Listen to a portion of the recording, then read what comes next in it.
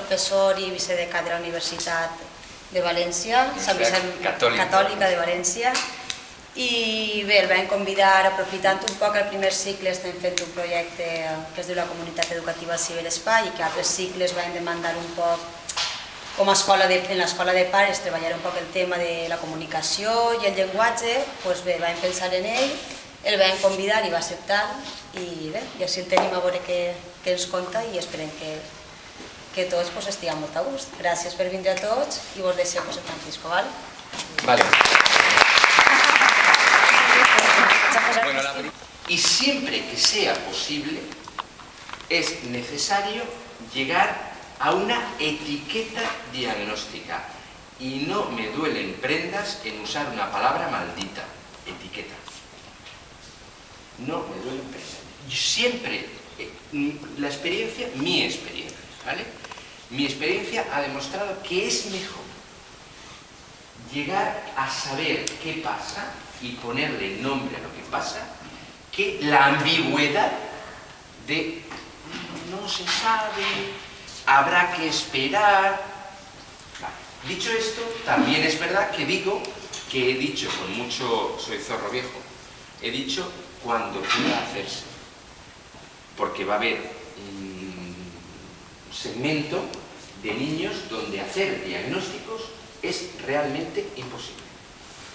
Pero el trabajo del profesional, a mi modo de ver, es decir que no se puede hacer el diagnóstico, explicar por qué no se puede hacer y hacer una previsión de si la evolución va por un sitio, a dónde vamos a llegar, si va por otro sitio, y decir hasta aquí llega mi ciencia.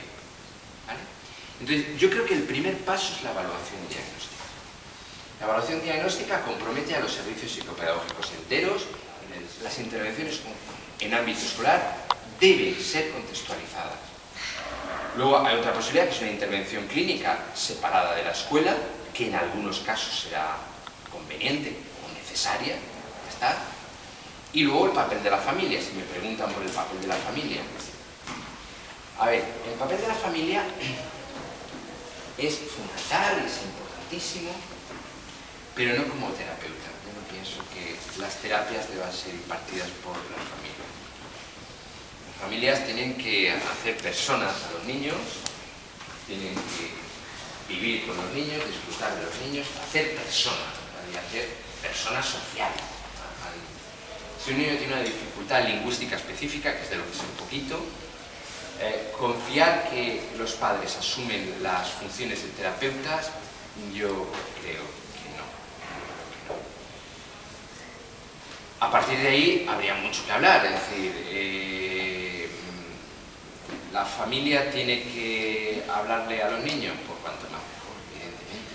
La familia tiene, a ver, para hablar, ¿cuántos hacen falta como mínimo?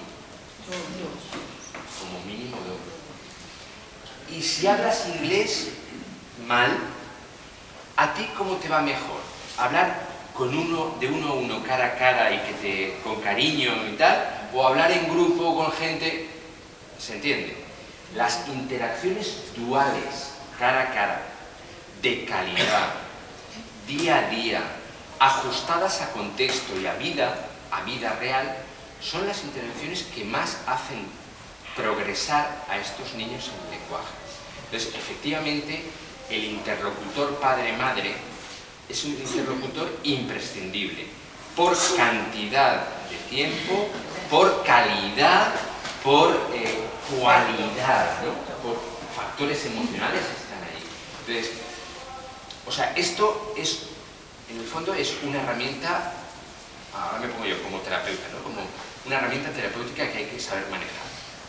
Y hay que saber qué podemos esperar del factor familia y qué no podemos esperar del factor familia, porque nunca serán terapeutas.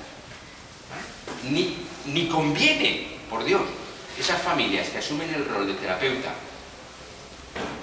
o el rol de maestra. Aquí todos los tardes